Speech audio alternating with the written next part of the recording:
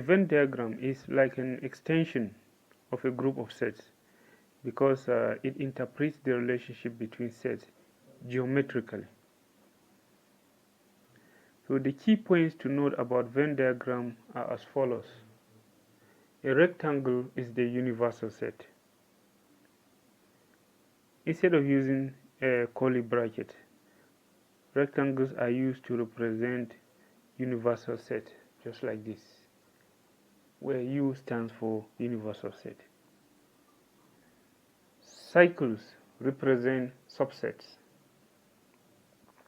So if P is a set of well-defined objects, then P can be represented like this. Circles that overlap show intersection. Cycles that overlap show intersection. P intersection Q, for example.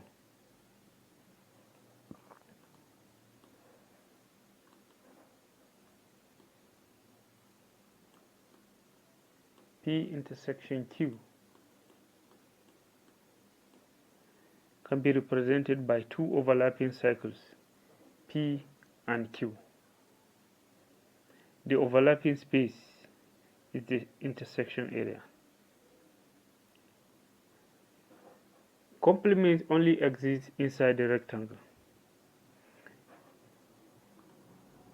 So if P is a set and U the universal set, then P complement exists inside the rectangle and never in any of the cycles contained in the rectangle, just like this. The rectangle U is the universal set. The cycle P is the subset of the universal set. P complement exists in the space inside the rectangle, just like this.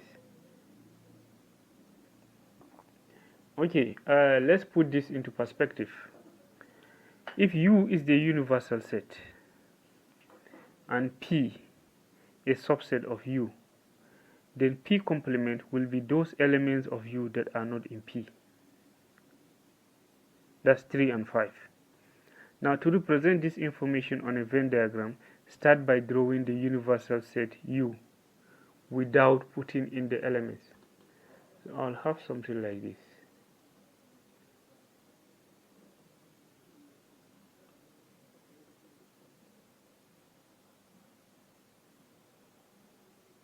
Okay, I'll have to leave some space here to write U to indicate the universal set U. Okay. Then you draw set P with the elements.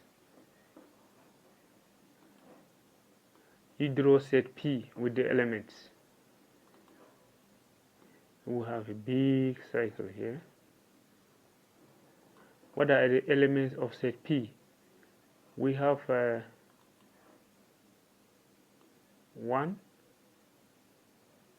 2, 4, 6, and 7.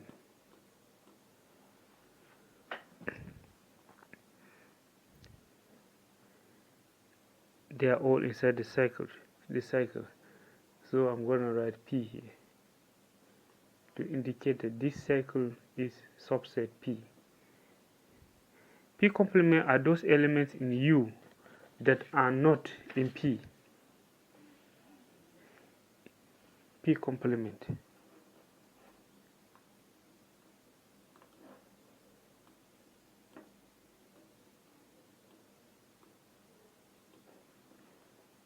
There are elements that are in U, the universal set, but are not in P. If they are not in P, then they cannot exist in the cycle. That means they should be written in the space inside the rectangle. 3 and 5. So now I'm going to replace this P complement with 3 and the numbers 3 and 5.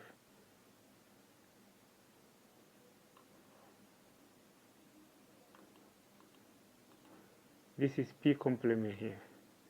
So we have 3 and 5.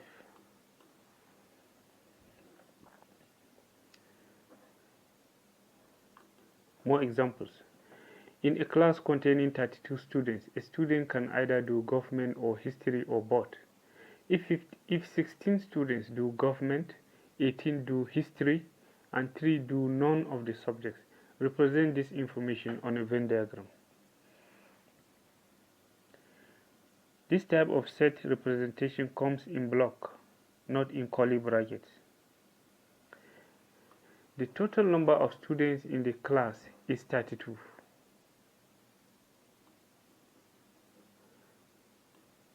That's the total number of students in the class, 32.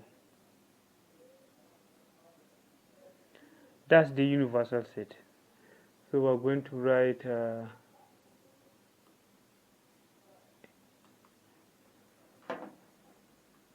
my bad.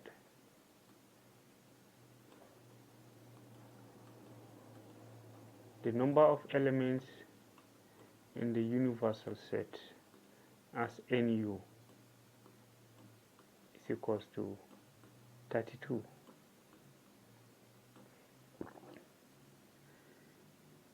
Sixteen students take government as a course.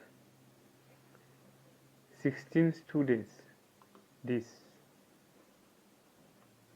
16 students take government as a course.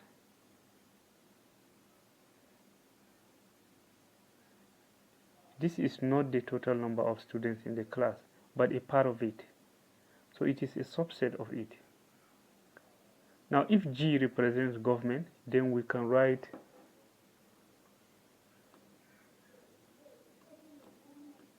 NG as the number of elements in set G equals to 16.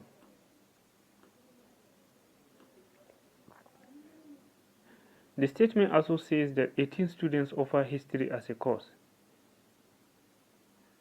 Once again, 18 is not the total number of students in the class, but a part of it. It is a subset of the universal set. So if H represents history, we can write NH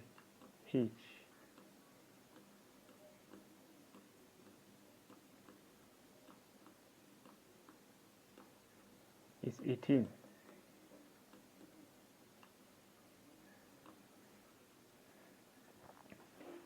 Now out of these numbers, it was found out that 3 students have nothing to do with both government and history. They failed government and history. So if so, 3 is the complement.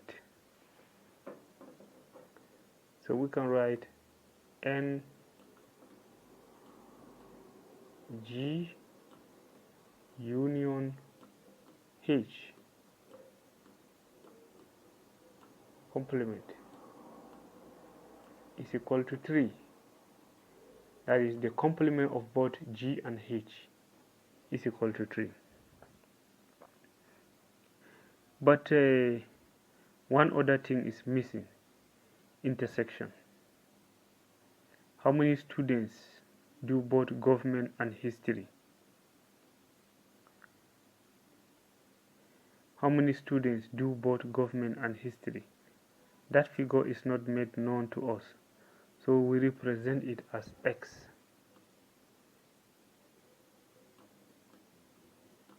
G intersection H. The students that do both government and history, X. Now all our data is intact. The next thing is to draw the Venn diagram. We start by drawing the universal set U. So I'm going to put it on this side here. Okay. This is U.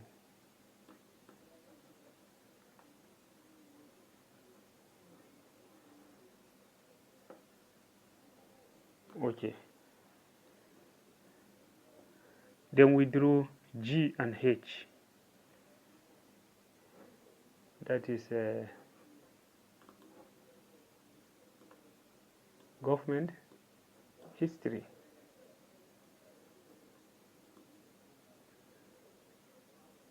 G H.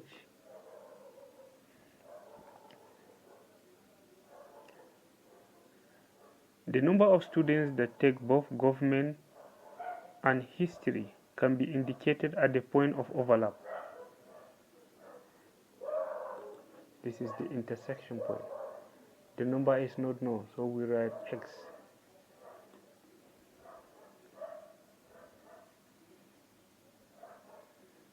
The point of overlap of G and H is a point where you indicate the number of students that take both government and history.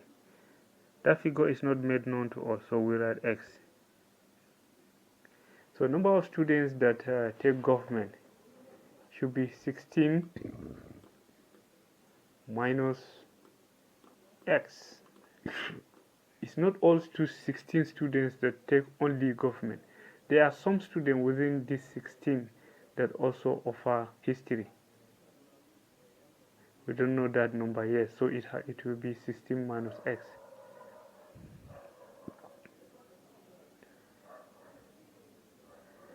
The same thing with history. We write 18 minus X.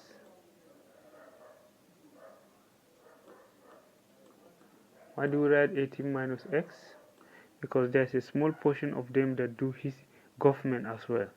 That value is unknown, so it remains at X as X.